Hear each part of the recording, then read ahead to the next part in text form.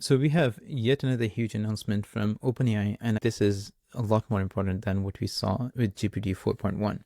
So now there are two different models, O3 and O4 mini. And this is the first time that a reasoning model is able to use tools effectively. This has been one of the major limitations of the reasoning models because most of them are not able to use tools or functions. But now with this new series, they are able to use tools which are going to make them very effective for agentic use. Not only that, it also has native multimodal reasoning capabilities. So apart from all the exciting updates on benchmarks, I think tool usage is something I'm really excited about. They also introduced their own version of a cloud code, which they're calling Codex CLI. So this will enable using these reasoning models within your terminal or CLI. More on that later in the video. Okay, so we're going to go over the blog post and I'll share some of my thoughts. So they're releasing two models, O3 and O4 mini, and these are going to be replacing the original O1 models. So we're going to lose access to those pretty soon because these models are much better now. Now they say that they are great for agentic use and combine every tool within ChatGPT. So far, the reasoning models didn't have access to web search tools, for example, but now with this update, they will be able to search the web, analyze uploaded files and other data with Python, reasoning deeply with visual inputs. And I think something that did not highlight in the release video is that they will be able to generate images as well. I don't know if this feature is going to be available at release, but it would be great to see if the quality of generated images are on par with GPT-4. Now, the combined power of state-of-the-art reasoning with full tool access translates into significantly stronger performance across academic benchmarks and real-world tasks, setting a new standard in both intelligence and usefulness. Now, as I said in the beginning, agentic use cases with reasoning model is a huge performance boost, and it actually shows up in the benchmarks that they have shared. Basically, all of the benchmarks that we have for coding reasoning are potentially saturated by now. We probably need much better benchmarks at this point. They say that O3 is their most powerful reasoning model that pushes the frontier across coding, math, science, and visual perception. They really highlighted the multimodal understanding and visual perception of these models. They also show some examples. We're going to run some of our own tests when we have access to the model. But the results overall on multimodal benchmarks shows a huge performance boost. Now, it will be able to analyze images, charts, and graphs. And they say that in external evaluation, O3 mini makes 20% fewer major errors than OpenAI O1 on difficult real-world tasks, especially excellent in areas like programming, business consulting, and creative ideation. Keep in mind, in every release blog post or video, they are going to hype up their models. And this is not only OpenAI, it's all the labs. So we'll have to see the actual real-world usage. But at least from what they have shown, these models look extremely promising.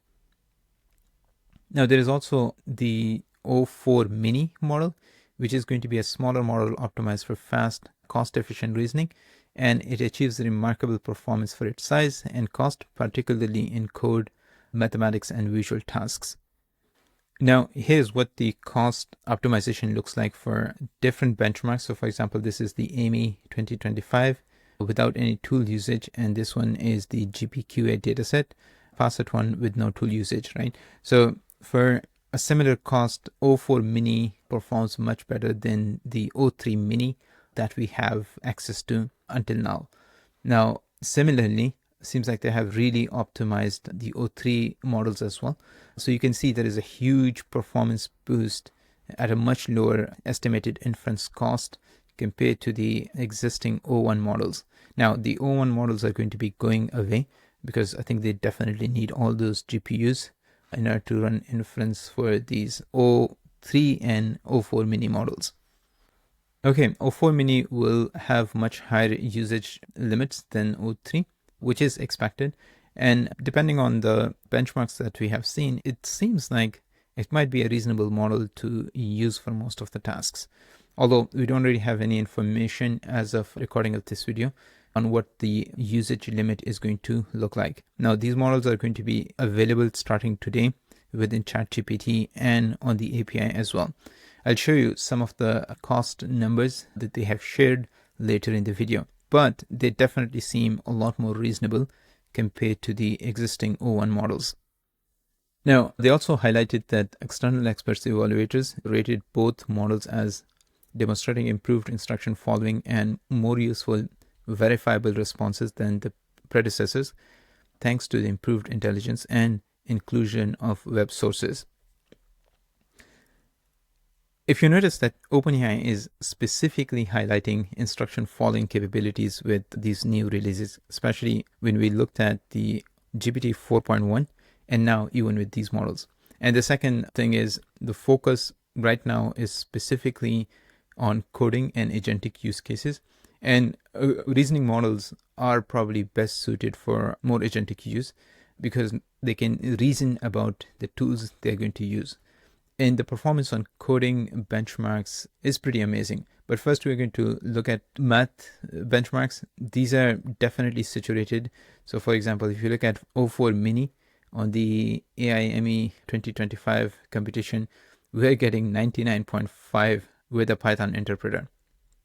So we definitely need much better benchmarks now, because I think the level of intelligence of these models have pretty much saturated these benchmarks.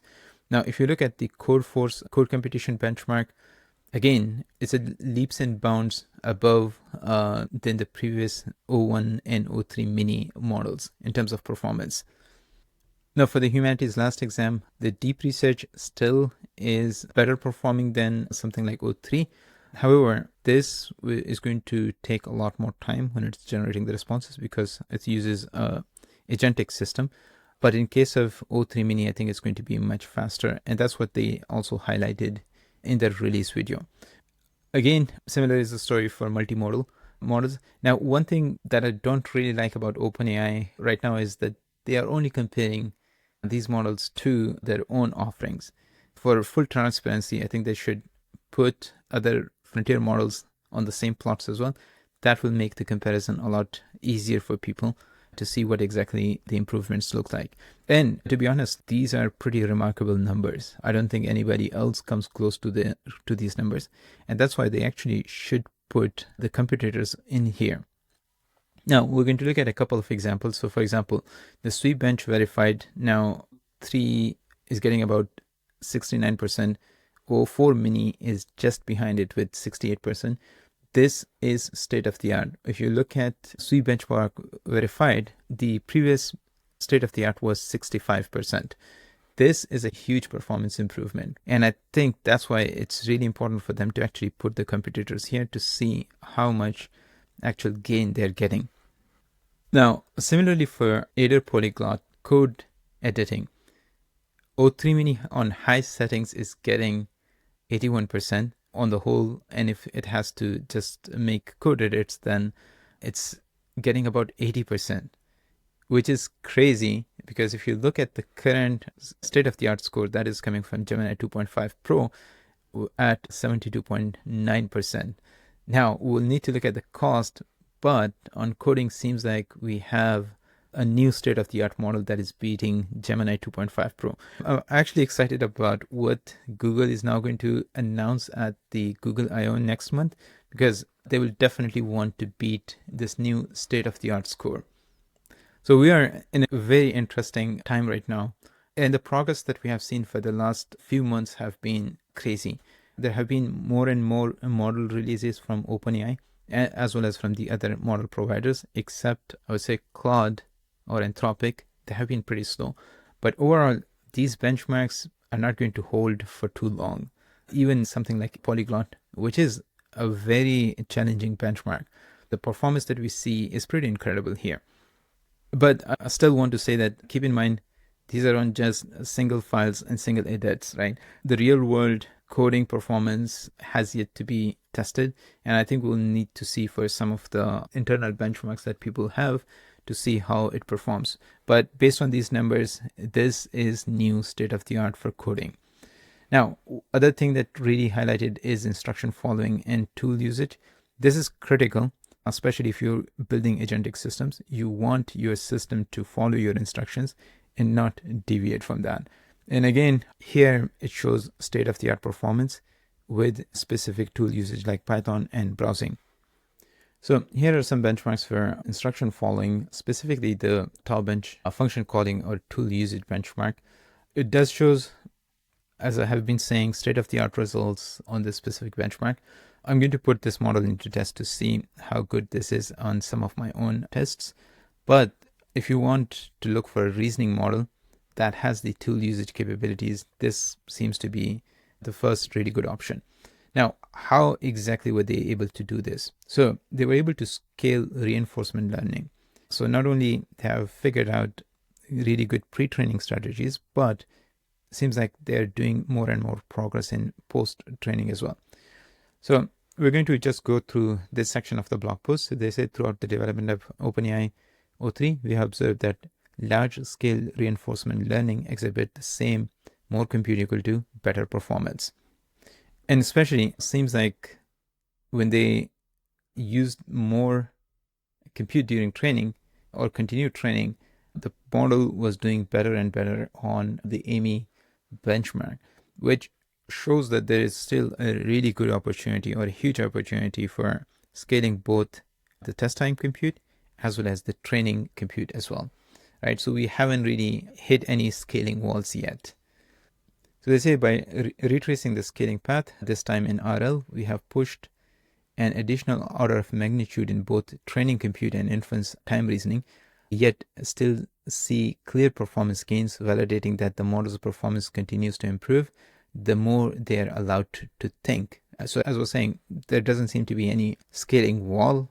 And it seems like the more compute that you put both at training and at inference time, the models tend to do much better. Now, I would love to see how the performance looks like on something like ARC, AGI benchmark, especially given the O1 series was costing like thousands of dollars for a single task run. So it would be interesting to see how the O3 and O4 mini looks like. Now, another thing that they have done is that they have trained both the models to use tools through reinforcement learning, teaching them not just how to use the tool, but to reason about when to use the tools, right? And that is a critical piece of any good agentic systems. You want the model to know when to use specific tools. And it seems like they were able to do that through reinforcement learning. Again, we'll need to look at the real world usage, but from some of the examples that they have shown here, the model is able to reason through images and visual information, and then based on that, decide which tool to use. Now, another thing which they highlighted in the video is that it can also reason through the output of the tools. So let's say it decides to use a tool, it looks at the output in an agentic system, it can reason through that and then modify its plan or chain of thought to use a better tool for a given task, right? So that will make it extremely powerful. All right, so they say that for the first time, these models can integrate images directly into their chain of thought. They don't just see an image, they think with it. This unlocks a new class of problem solving that blends visual and textual reasoning, reflected in the state-of-the-art performance across multimodal benchmarks. Now, this is going to be a huge, I think, unlocker for industrial application usage, especially, let's say, in manufacturing. So the model can not only see different products, but it will be able to visually reason through those as well. And seems like it can do even in the scenarios in which the images are blurry, reversed, or low quality. Again, we'll have to put it to the test, but the benchmarks definitely look really good. Then they talk about agentic use cases, specifically enabling function calling capabilities through the API. Now, we also need to see how they propose to use different prompting techniques. With O1 or O3 mini, they were recommending not to use chain of thought specifically in prompts. So it would be interesting to see if the same principles apply here. There needs to be a different strategy. They also recently released a prompting guide specifically for 4.1 models. I think it would be interesting to see if those principles apply to these reasoning models, or there's a whole new paradigm of prompting these models.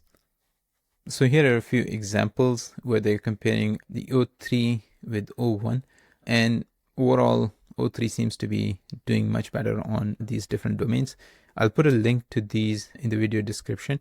You can check them out. I'm not going to spend too much time on these. Now let's talk about the pricing. All right, so here's what the pricing is going to look like for O4 mini, O3 mini compared to O1. O4 mini is actually probably less expensive than even 4.1, which is I think about $2 per million token input.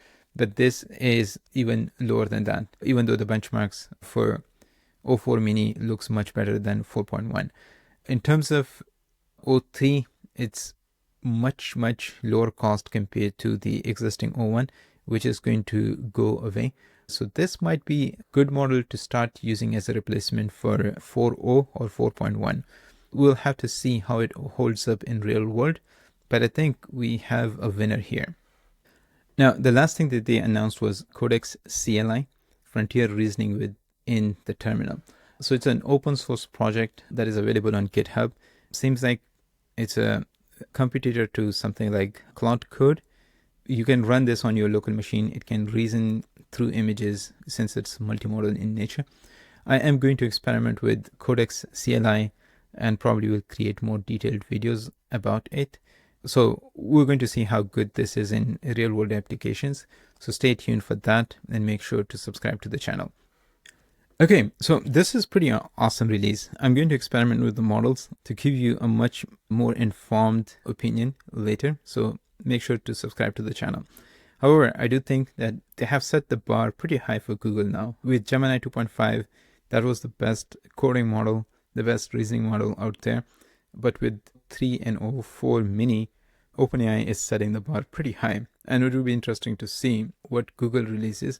Now, Cloud also is going to have something in the works, and hopefully they will release something comparable, although they have been pretty slow. Right. Anyways, let me know how your experience looks like with these new reasoning models. Pretty exciting to see. Anyways, I hope you found this video useful. Thanks for watching, and as always, see you in the next one.